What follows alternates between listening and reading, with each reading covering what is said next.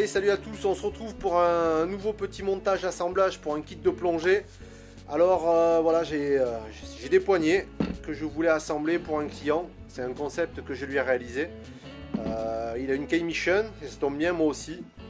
Donc c'est la K-Mission 180 ou 170 qui permet de filmer vraiment avec un très grand angle. Elle est parfaite pour aller sous l'eau parce qu'elle a vraiment une luminosité qui est assez exceptionnelle et un champ de vision qui est parfait. Donc voilà, pour installer ce boîtier, puisqu'à la base c'est une poignée qui est faite pour les accessoires GoPro, j'ai dû repercer un trou de 7 mm ici pour pouvoir mettre une vis 1/4 beaucoup plus longue, afin de pouvoir reprendre le pas de vis du boîtier de la K-Mission qui est juste ici sur le côté. Il n'est pas centré, c'est un petit peu dommage, mais en fait ça gêne rien parce qu'on a vraiment accès à l'ensemble du concept. Cette poignée elle était fermée à la base ici, donc là j'ai mis un petit coup de disqueuse, j'ai raboté les côtés pour qu'il puisse avoir accès au bouton de marche arrêt, et en haut on a des petites boucles papillons, et j'ai fait un système ici pareil, là c'est de l'impression 3D ici, pour pouvoir venir y fixer un phare Archon, ça c'est le DV10S et ça c'est le DV11V, donc comme ça il a deux systèmes d'éclairage différents parce qu'il voulait un truc différent. Donc celle-là elle éclaire bien large, elle est assez intense, alors que celle-ci elle est beaucoup plus précise. Ça c'est vraiment pour pouvoir filmer de près et avoir une luminosité beaucoup plus précise, alors que celle-ci elle est beaucoup plus diffuse. On le voit sur le champ de vision ici, là elle est beaucoup plus large, alors que là c'est vraiment un petit peu plus rétréci. Donc voilà un petit montage, de l'impression 3D, deux boucles papillons. L'avantage de cette caméra, c'est qu'on peut installer dans ce boîtier deux batteries, la principale plus une auxiliaire, ce qui permet d'avoir facilement 2 heures de vidéo. Donc on reste jamais vraiment 2 heures sous l'eau, mais bon, tout au long de la journée, ça permet que même si on a utilisé sa caméra sur le bateau pour filmer quelques rushs, une fois qu'on la remet dans son boîtier, on a automatiquement beaucoup plus d'autonomie. En ce qui concerne le petit filtre de plongée, donc c'est celui-ci que je fabrique et que je conçois. Donc c'est très simple à installer. On met le filtre à sa place et on vient le positionner ici. Bon là je le fais pas très bien parce que normalement je ne devrais pas mettre les doigts dessus. Vous voyez, même là il rentre un petit peu en force.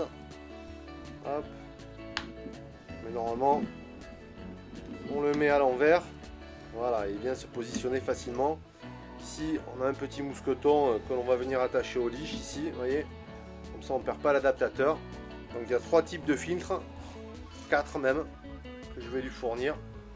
Une petite clé qui est là, et aussi un chargeur. Voilà, et l'avantage de ce chargeur, c'est qu'il se charge, on peut le brancher au 220 ou directement en 12 volts sur la batterie de la voiture. Donc ça c'est vraiment bien, ça permet d'avoir plus d'autonomie, et même quand on part en vacances et qu'on se déplace régulièrement, on peut toujours charger ces batteries quand on roule sur la prise allume-cigare.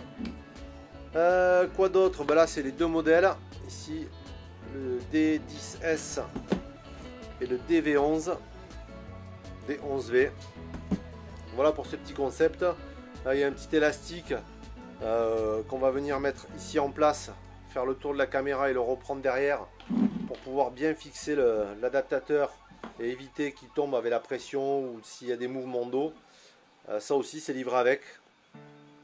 Donc c'est une petite patte qui permet de pouvoir mettre toutes les caméras qu'on veut. Si demain on veut changer la Nikon et mettre une GoPro ou n'importe quelle autre caméra Xiaomi qui sont compatibles avec les empattements GoPro, il y a juste à dévisser la vis 1/4, mettre ça et fixer une autre caméra ou tout ce qu'on veut au milieu. Voilà pour ce petite présentation de concept.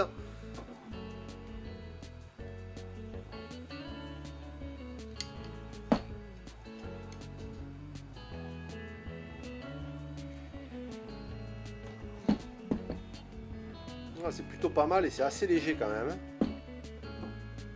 Là, il y a encore des vis 1/4, des pas de vis. Il y en a même dessous là. Ah, c'est parfait pour ce boîtier de Nikon, quoi.